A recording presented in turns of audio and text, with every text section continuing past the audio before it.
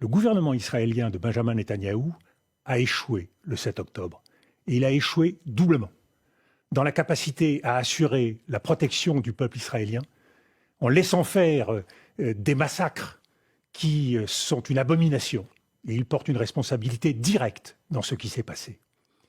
Et il a aussi un autre échec, c'est d'avoir encouragé une politique d'occupation et de colonisation qui continue à cette heure en Cisjordanie et qui constitue une autre menace pour Israël si un deuxième front en Cisjordanie venait à s'ouvrir. La force ne permet pas d'assurer la sécurité d'un peuple. C'est ça que tous les Israéliens doivent comprendre aujourd'hui. Et ce qui est important, c'est que le choix du gouvernement israélien, justement depuis le 7 octobre, c'est de surenchérir dans la force.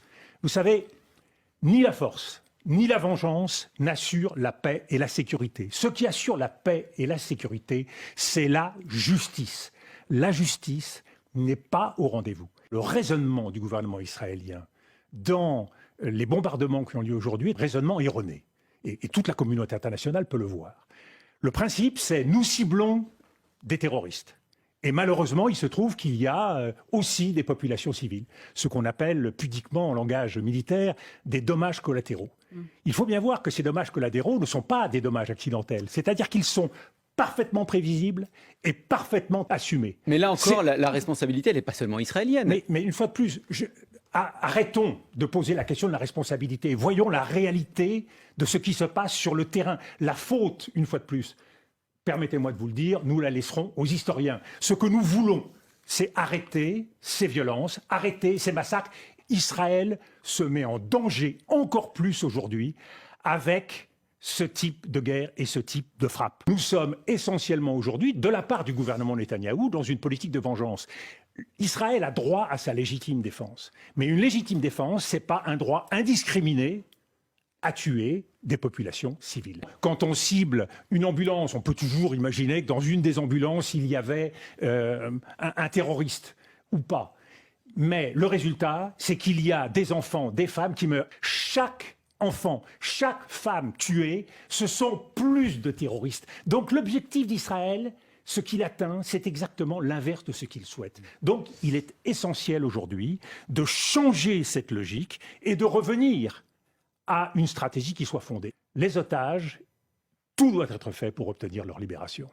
Mais ne l'oublions pas, le peuple palestinien est lui aussi pris en otage par le Hamas et par Israël.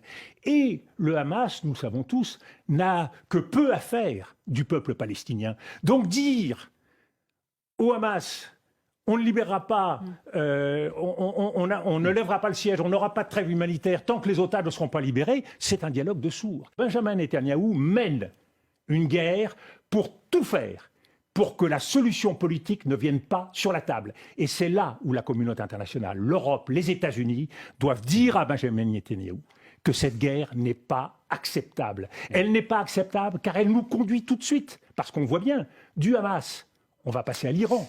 De l'Iran, on passera à d'autres cibles. Et nous rentrons alors dans la logique de guerre des civilisations.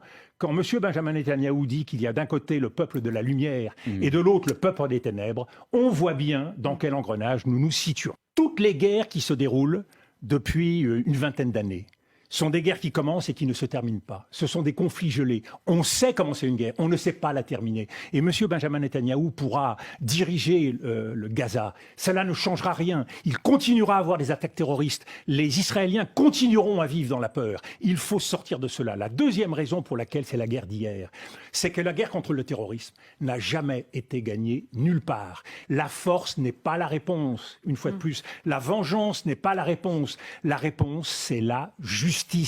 Et ça, tous les peuples du monde, tous ceux qui aujourd'hui regardent ce qui se passe, en appellent à la justice. Aujourd'hui, la direction qu'il faut suivre, c'est d'empêcher Benjamin Netanyahou de continuer sa logique suicidaire qui fera d'Israël un État assiégé.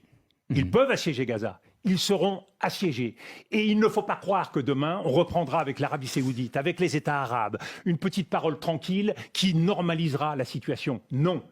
Les blessures de l'histoire se réveillent. L'intérêt d'Israël, c'est d'avoir un État responsable à ses côtés. Et cet État responsable, il faut arrêter de couper les cheveux en quatre. Il doit clairement être la Cisjordanie, toute la Cisjordanie. Il doit être Gaza, avec un accès entre les deux territoires, et Jérusalem-Est. Le problème, et c'est tout le sens de la surenchère de Benjamin Netanyahou, c'est que Benjamin Netanyahou n'en veut pas. Et la politique de séparation, elle doit être digne, c'est-à-dire qu'elle doit conférer aux Palestiniens un État où ils pourront vivre, un État viable, un État véritable qui pourra se construire et qui sera d'autant plus en paix. Ça veut dire que les colonies en Cisjordanie doivent être retirées? Eh bien, quand nous avons quitté l'Algérie, il y a 1 million de Français qui sont partis d'Algérie. Aujourd'hui, il y a 500 000 Israéliens qui colonisent la Cisjordanie et il y en a 200 000 qui sont à Jérusalem-Est. Ils doivent quitter la Cisjordanie. Eh oui. Et oui, c'est l'histoire, c'est la responsabilité, c'est le prix, je vous le dis solennellement, c'est le prix de la sécurité pour Israël. Et tous ceux qui, aujourd'hui, considèrent que ce ne sera jamais suffisant, eh bien, font la politique du pire.